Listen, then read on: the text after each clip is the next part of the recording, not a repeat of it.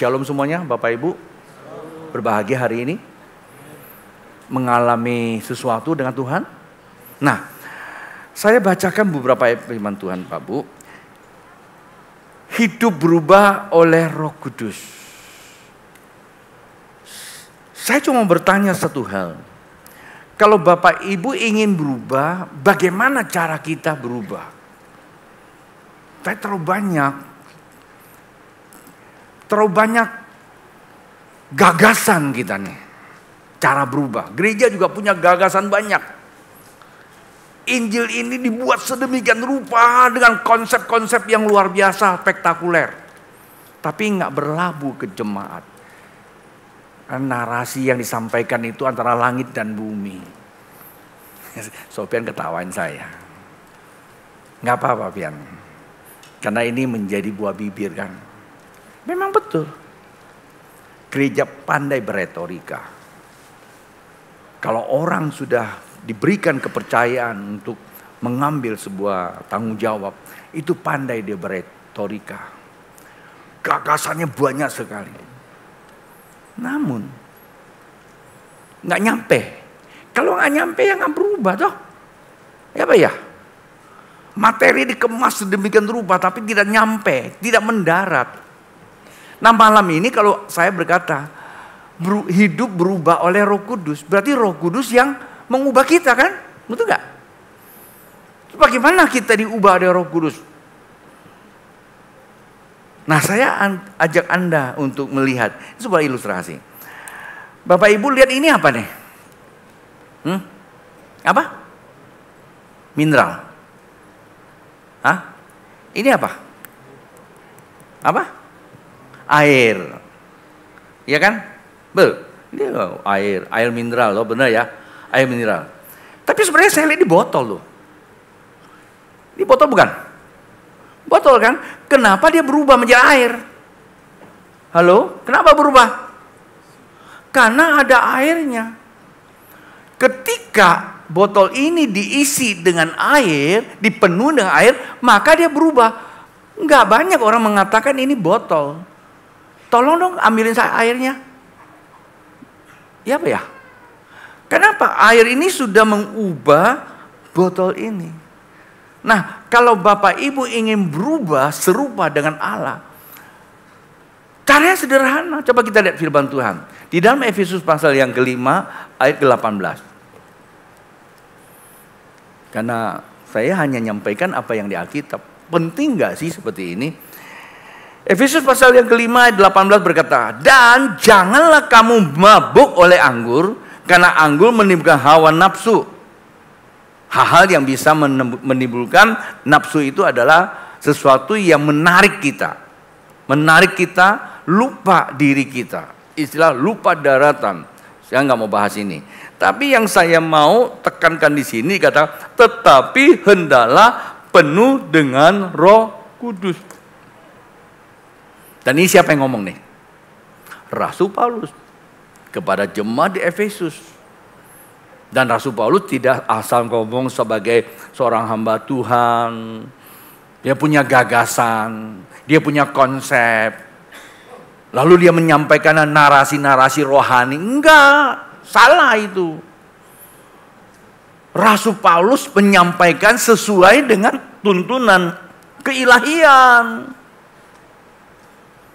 Kalau yang begitu tuh yang sana sini tuh, yang sekarang lagi ribut-ribut itu. Ya. Tapi Rasul Paulus itu enggak, itu urusan gereja itu. Rasul Paulus sampaikan hal-hal yang secara realistis isi hati Tuhan. Kalau isi hati Tuhan menghendaki kita itu, kalau kamu mau berubah, ya berubah oleh Roh Kudus jadi penuh Roh Kudus. Dan Tuhan tidak akan lagi lihat kamu sebagaimana kamu ada, tetapi orang akan melihat kamu sebagai kamu, mana kamu diubahkan oleh Roh Kudus. Karena itu saya yang suka loh kalau saya berdoa pada Tuhan. Saya datang pada Tuhan pagi-pagi. Ku hidup adalah hidupnya Kristus. Saya datang kepada Bapa sebagai Kristus, bayangin aja. Kurang ajar enggak? Enggak. Karena firman Tuhan katakan, ya kan, ketika kau mati bersama dengan Kristus, Yesus, maka kau hidup, bukan kamu sendiri hidup. Kristus yang hidup dalam diri kamu. Kalau saya, Tony yang datang, nggak bisa masuk, nggak bisa. Walaupun Tuhan Maha Hadir, saya nggak bisa masuk. Kalau saya nggak bisa masuk, bagaimana saya bisa penuh Roh Kudus? Katakan ini botol. Kalau dia nggak bisa masuk ke dalam air, nggak mungkin dia bisa penuh air. Lemparlah ke air, dia ngambang kan? Dia mesti masuk, buka dulu tutupnya, penuh tuh, baru tutup. Nah dia nggak bisa lagi ngambang, dia ngikutin tuh aliran air itu. Sebegitulah. Kalau kita tenggelam di dalamnya Tuhan, aku hidup bukan lagi aku sendiri hidup, Kristus yang hidup di dalam aku. Nah berarti siapa yang hidup ya? Kristus. Kalau Kristus di dalam kita, kita bisa masuk ke dalam hadirat Allah untuk menyembah Bapa, menyembah Yesus. Face to face, muka ketemu muka, bisa peluk-pelukan. Saya lagi di situ, saya lihat mimbar ini yang disediakan buat saya. Saya lihat siapa yang temenin saya. Barangkali ada yang baru. Enggak, tetap saya ditemani oleh 2 malaikat Tuhan. Dan saya lihatin terus saja. Keberadaannya pasti lebih tinggi dari saya. Seberapa tinggi saya nggak tahu, karena ngambang aja sih. Ya, karena hanya bayangan. Saya kalau ngomong gitu, Anda akan bingung nggak? Bingung. Apa iya? Nah itu dia yang perlu ditengking tuh. Apa iyanya itu? Kekristenan kita jadi standar biasa-biasa. Kenapa? Apa iya ya? Nah apa iya itu yang buat kamu tidak berubah? Kalau kamu sudah penuh Roh Kudus, nggak ada kata apa iya, nggak ada lagi. Iya. Saya lihat. Nah coba ini ada apa sini? Ada apa? Anda lihat nggak sini apa? Nggak ada apa-apa. Ya itu dia. Kekristenan kamu biar biasa-biasa aja. Yang kamu lihat apa? Mengandalkan mata. Ya kan? Memang Tuhan bisa juga mau memperlihatkan secara fisik sebagaimana Thomas. Tapi kan ada waktu. Sekarang nggak ada lagi waktu seperti itu. Ya, aku lihat Yesus dalam bentuk begini. Jelas sekali. Ketika dia bicara, iya memang iya. Anda tidak lihat memang iya, betul itu. Nah, hal-hal seperti itu yang disebut transendental.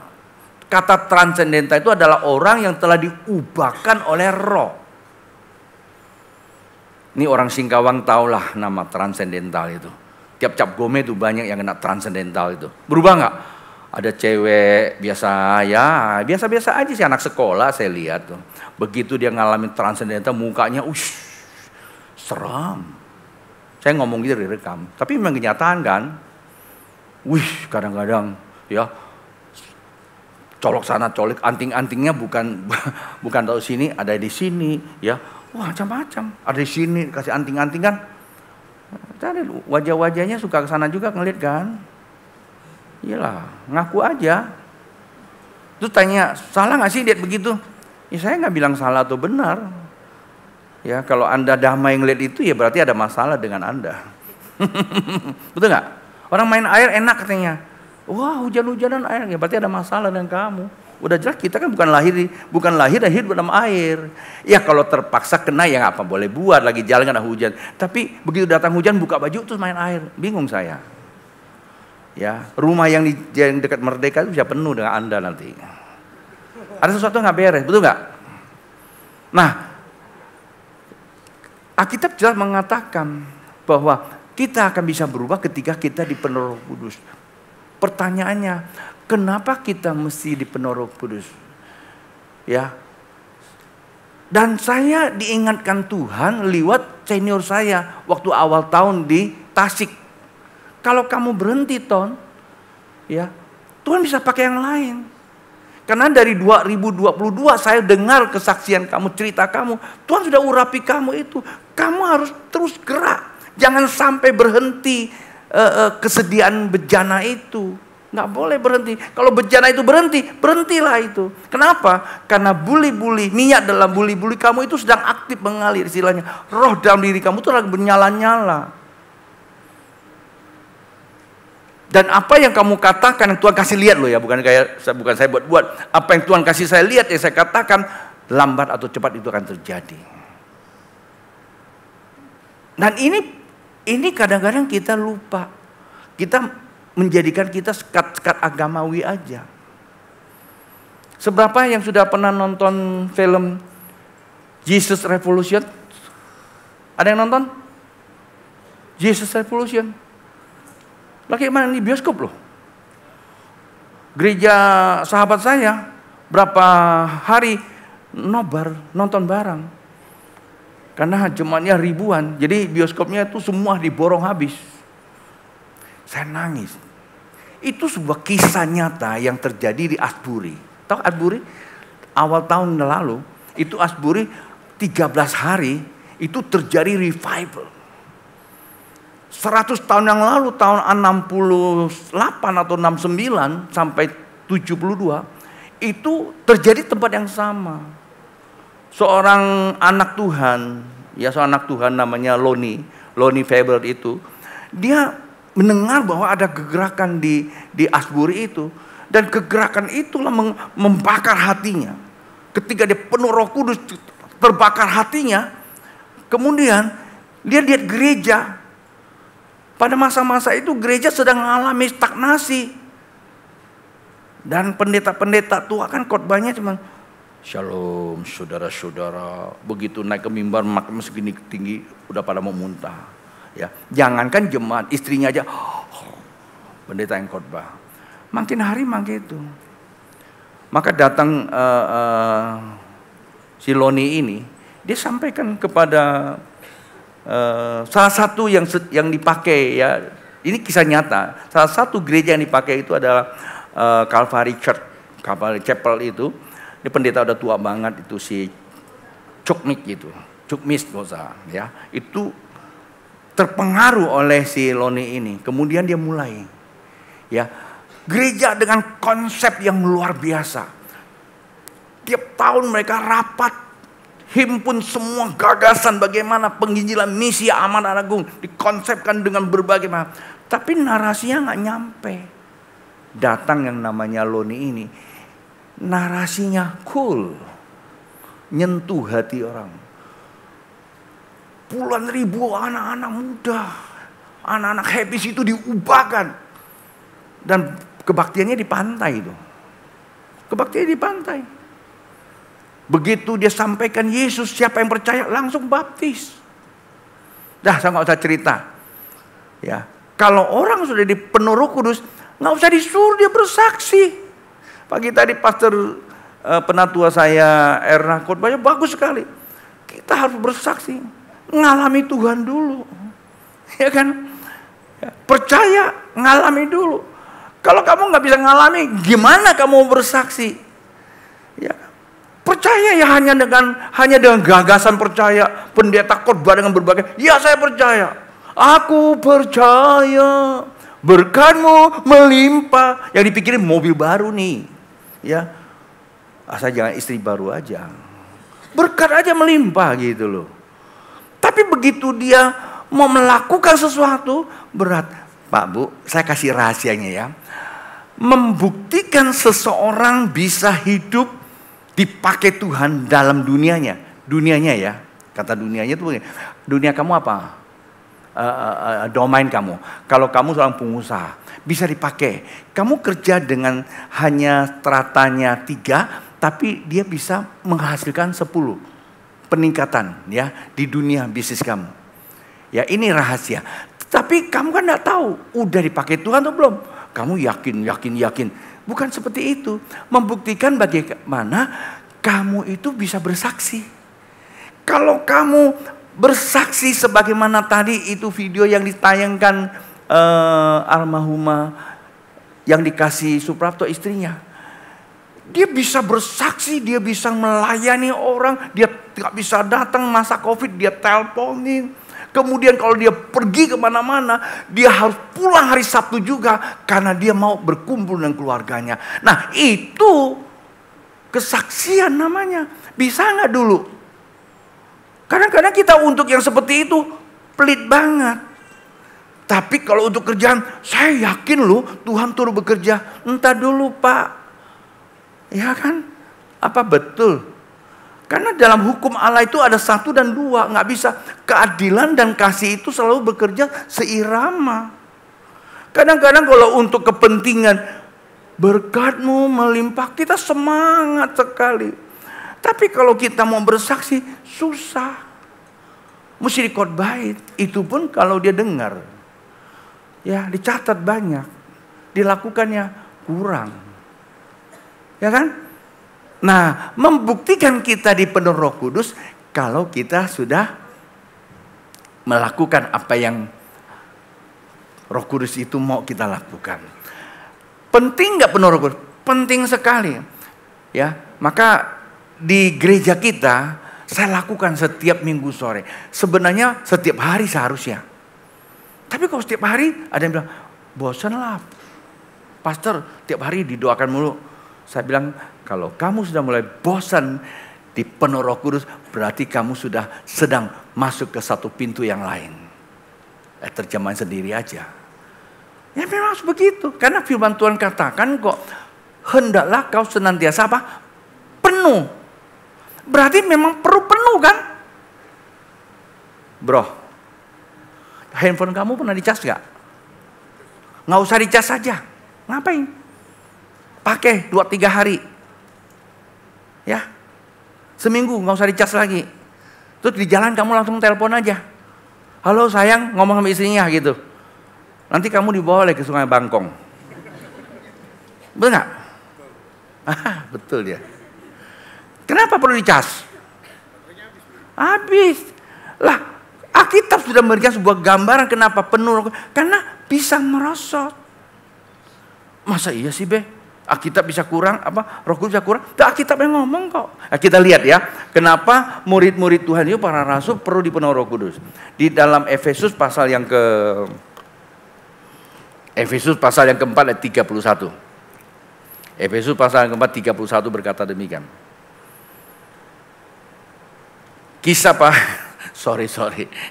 Bukan Efesus, Kisah para Rasul. Kisah para Rasul pasal 4 ayat 31. Kisah para Rasul pasal 4 ayat 31 dikatakan, dan ketika mereka sedang berdoa, goyanglah tempat mereka berkumpul itu, dan mereka semua apa? Penuh dengan Roh Kudus. Lalu mereka memberitakan firman Allah dengan berani. Siapa mereka ini? Para rasul. Udah penuh Roh Kudus, udah di loteng sana. Ya. Di loteng di Yerusalem, di loteng sana, mereka semua dia penuh Roh Kudus. Berarti mereka kenapa masih penuh lagi? Artinya memang perlu didoakan terus. Maka ketika anak-anak muda maju ke depan, Tuhan bilang doakan mereka. Rupanya anak-anak muda penggunaan pulsa Roh Kudusnya lebih kuat dia, ya. Karena terlalu banyak komunikasi. Ya begitu keluar terlalu banyak tantangan, habis gitu. Tuhan doakan lagi, biar dia isi terus. Ya, sampai dia itu bisa transfer keluar. Kenapa? Karena kalau kita belum berubah, ya, belum diubahkan oleh Roh Kudus, artinya kita belum penuh. Baru kena kena jamahan aja. Kalau dipenuh, pasti kita berubah. Kalau di sini kata dia berubah, mereka jadi berani bersaksi. Mungkin ada yang berkata, oh saya kan nggak jadi pendeta. Begini. Saya tidak suruh Bapak Ibu jadi pendeta. Anda bisa bersaksi di dunianya kamu. Ya. Di dunianya maksud saya. Apa dunianya?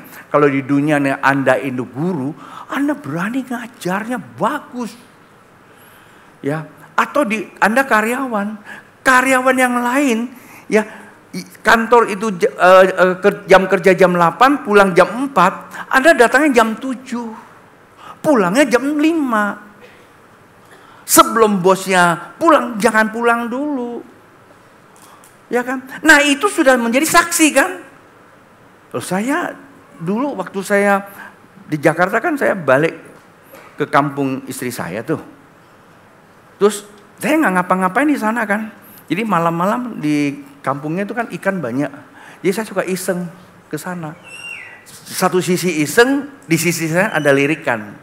Lirikan matamu menawan hatiku gitu loh. Jadi saya ada lirikan sana. Jadi ke sana saya bantu kerjain. Bapaknya tuh kan basuh itu ikan, itu dia punya bagannya tuh gede banget gitu ya. Jadi udah pada pulang karyawannya, saya bantuin, saya gosok-gosok. Dia bilang, udah kamu pulang aja. Enggak lah, aku tunggu sama-sama pulangnya. Kalau udah selesai kan dia pulang, aku pulang juga. Minimal aku dikasih ikan. Memang betul. Udah selesai semua, udah mau tutup bagannya. Lo ambil dong, ikan apa ambil? Gua ambil satu keranjang bawa pulang. Jadi rupanya dengan sikap saya, ini anak boleh juga. Udah anak Jakarta, kan kota besar, rajin lagi, ya. Gue punya anak 2 nih, enggak 4 anaknya, anak 4, iya kan? Ini bolehlah salah satu, yang kedua ini dapat. Bener loh, saya cerita gini karena ada istri saya sini kan. Jadi karena kita waktu itu udah percaya Yesus belum. Tapi saya dari kandungan sudah diurapi Tuhan sebenarnya. Walaupun saya nggak percaya dia, tapi saya udah ditolong sama Tuhan. Sikap ini yang buat saya itu selalu menjadi orang yang ya one step ahead. Apa itu? Bipang punya kaki, ya 1 ke depan. Betul nggak? Ya, betul Prapto. Kaki Bipang 1 ke depan ya. One step ahead. 1 langkah lebih maju. Nah, itu orang yang berubah oleh Roh Kudus. Ya. Jadi apa-apa kita mendahului orang. Jangan sampai ditungguin. Kapan kamu mau dipromosin? Jadi maksud saya kita bersaksi dunia kita, ya. Ya kalau saya cerita saya nanti terlalu sombong lagi lah, enggak usah lah, ya. Karena udah pada tahu, anak-anak saya tahu lah, ya. Riwayat bapaknya gitu loh ya. Saya bilang gitu. Nah, yang saya mau ajar Anda itu adalah kepenuhan Roh Kudus membuat kita berubah, ya. Saya tutup dengan ayat ini. Ya, yang sana udah boleh naik. 1 Samuel pasal yang ke-10 ayat yang ke-6. Nah, ini dia. Ya, 1 Samuel pasal 10 ayat 6 berkata, maka Roh Tuhan akan berkuasa atasmu, engkau akan apa? Kepenuhan bersama-sama dengan mereka dan berubah menjadi manusia lain. Ayat ke-7. Apabila tanda-tanda ini terjadi kepadamu, lakukanlah apa saja yang didapat oleh tanganmu, sebab Allah menyertai kamu. Tanda apa? Apabila Roh Kudus berkuasa atas kamu, karena hadirat Roh Kudus. Kamu percaya hadirat Roh Kudus, kamu akan dipenuhi Roh Kudus. Ya. Terus apa? Berubah menjadi manusia lain. Yang tadinya cuek, acuh tak acuh, sekarang jadi peduli. Kita enggak tahu loh posisi kita loh. Tadi Suprapto bilang benar juga. Kita enggak tahu posisi kita. Oh, bukan Suprapto, Erna bilang, ya. Kalau apresiasinya kepada almarhum yang kita kasih Fani begitu rupa, karena itu bukti yang tidak pernah kita lihat dia lakukan. Lah belum tentu kita kan. Betul enggak? Kalau saya sudah pastilah karena gembala kan. Betul enggak? Pastilah kalau peti mayat saya di sini rame, pasti ini gembala saya kok di sini pasti. Ya toh. Tapi kalau gembalanya ngaco gitu loh, kacau, ya nggak dilihat lah, cepet-cepet aja lah mati dipanggil Tuhan, kan betul nggak? Jadi ini bukti, nggak enak banget ngomongnya gitu loh. Karena saya pinjem bahasanya Pastor Erna pagi tadi itu. Jadi kita belum tentu, maka jangan nunggu. investasi sekarang, ya, berubah. Perubahan kamu itu, tanda perubahan kamu itu, kalau kamu lihat tadinya kalau saya disuruh singer, ya, pilih-pilih ibadah apa ya, ibadah hari Sabtu ya, kayaknya aku mau sama anak saya deh, ya, kasih Gideon aja. KKR, wah boleh lah ya, sekali-kali boleh, tapi ngomongnya agak rendah hati. Sekali-kali boleh, tapi seringkali ya boleh kalau KKR. Ada yang begitu nggak? Nggak ada ya. Nggak ada yang mau ngaku. Betul nggak? Tapi kalau kita ini ya berubah, dulunya males melayani, males ke gereja, males untuk berdoa, tiba-tiba sekarang punya keinginan berdoa. Doa dia, hari Sabtu dia ikut doa, hari Minggu dia datang berdoa dulu, ikut melayani, ya, peduli dengan kawan-kawan yang tidak hadir. Biasanya dia duduk samping dengan temannya, sekarang nggak ada, ya. Maka kalau duduk itu, ayo dong satu sama lain kenalan, ya kan, HP-nya nomornya diambil, ya. Maksud saya wanita sama wanita, ya, jangan nanti yang pria, tukar nomor dong, kan Babe bilang gitu. Ya, entah dulu itu urusan pribadi, saya nggak ikut campur. Ya, nah nanti kalau dia nggak datang di chatting gitu, tanya ada apa, saya bisa doa. Nah kalau itu sudah ada tanda-tanda kepedulian, Pak Bu, apa yang kau kerjakan pasti Tuhan turut bekerja, nggak usah ragu-ragu lagi. Saya sebagai itu, ya, saya melihat ada hal-hal yang biasa saya nggak suka, sekarang kok saya jadi suka, berarti ini pekerjaan Tuhan nih, bukan pekerjaan saya. Ya, ini pekerjaan Tuhan. Jadi saya tuh nggak bisa, saya bilang yang ini saya tuh nggak suka. Apalagi kalau ngampuni orang, wah jangan main-main. Tapi kok bisa? Nah ini pekerjaan Roh Kudus. Berarti Roh Kudus ada di sini. Wah kalau buat istilahnya saya kerja apa? Tuhan turut bekerja. Maka terkadang saya agak ngeke ya. Tahu ya bahasa Jakarta kata ngeke ya, ngotot gitu loh. Karena bukan ngotot, saya tahu itu ada tandanya. Ya, ada tanda di mana saya klik bahwa Tuhan memang turut bekerja. Ya, ada tanda kebaikan. Tapi bangunnya males, doanya males, baca kitabnya males. Tapi kalau nonton video, ya, nonton YouTube, suka. Nonton gosip, suka. Pak Bu, jangan coba-coba Anda nekat. Tuhan turut bekerja, bukan hantu turut bekerja. Ya, kalau Anda nggak berhasil, jangan nangis. Nangismu itu nangis Bombay. Tahu nangis Bombay? Nangis dan tertawa kan gak ketahuan. Ya, tertawa juga nangis juga tertawa ya. Gitu loh. Maka itu kita mesti tandanya apa? Tandanya sesuatu yang tidak suka kamu lakukan tapi kebaikan. Ya. Nah, suka bersaksi. Kalau anak-anak sekolah, kok tiba-tiba saya suka ya doain teman-teman. Ya. Begitu teman ada sesuatu tanya, ada apa? Oh, langsung doakan. Nah ini satu tanda bahwa Anda sedang dipenuhi Roh Kudus. Percayalah, Anda kalau nanti ini mau ujian kenaikan level gitu, nggak perlu cari pendeta suruh doain. Tuhan sudah pasti turut bekerja. Itu tandanya. Tapi Anda ada teman udah babak belur, Anda pelototin, ya kan? Nah Anda masih biasa. Tak bertanggung jawab gereja, kadang datang, kadang kagak. Ya, maksud saya kalau nggak datang itu karena ada urusan itu hal lain. Tetapi terkadang dia cari urusan sendiri. Ada aja dia cari supaya nggak ke gereja. Ada gini, ya, tapi bukan di sini maksud saya, di sana, ya, di sana di mana ya, uang nggak tahu. Ya, ada yang seperti itu. Ada aja cari alasannya. Nah, kalau ada seperti itu bukan Tuhan turut bekerja, hantu turut bekerja. Ya, ayat ini seperti itu. Kenapa? Apa yang kamu lakukan itu Roh Kudus yang lakukan dalam dirimu, maka apa yang dilakukan oleh Roh Kudus di dalam dirimu pasti berhasil. Hasilnya apa? Hasilnya juga untuk memuliakan Tuhan. Tuhan memberkati. Mari kita berdiri.